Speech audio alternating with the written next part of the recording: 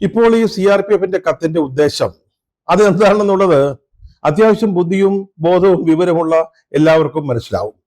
കാരണം നമ്മളിപ്പോ പഴയ ഒരു മാധ്യമ പരിസരത്തിലല്ല ജീവിക്കുന്നത്. പത്രങ്ങളോ അല്ലെങ്കിൽ റേഡിയോയോ മാത്രമല്ല നമ്മൾ വിവരങ്ങൾക്ക് ആശ്രയിക്കുന്നത്. സോഷ്യൽ മീഡിയ, ടെലിവിഷൻ ചാനലുകൾ, അപ്പൊ രാജ്യത്ത് നടക്കുന്ന എല്ലാ കാര്യങ്ങളും നമ്മൾ അപ്പോഴപ്പോഴും അറിഞ്ഞുകൊണ്ടിരിക്കുകയാണ്. അപ്പൊ ഈ കത്ത് വന്നതിന്റെ ടൈമിംഗ് വളരെ പ്രധാനമാണ്. നമ്മൾ നേരത്തെ അതൊന്ന് സൂചിപ്പിച്ചു. കാരണം രാഹുൽ ഗാന്ധി മോദിക്കൊരു വലിയ എതിരാളിയായി, ശക്തിയായി, വെല്ലുവിളിയായിട്ട് മാറിക്കൊണ്ടിരിക്കുന്ന ഒരു സമയത്ത് രാഹുൽ ഗാന്ധി ഒന്ന് ഭയപ്പെടുത്തുക, ഭീഷണിപ്പെടുത്തുക, അതുപോലെ തന്നെ അതിന്റെ പേരിൽ അദ്ദേഹത്തെ ഒന്ന് നിയന്ത്രിക്കാൻ പറ്റുമോ എന്ന് നോക്കുക, ഇതൊക്കെയാണ് ഈ അഭ്യാസത്തിന് പിന്നിലെന്ന് എല്ലാവർക്കും മനസ്സിലാകുന്ന കാര്യമാണ്.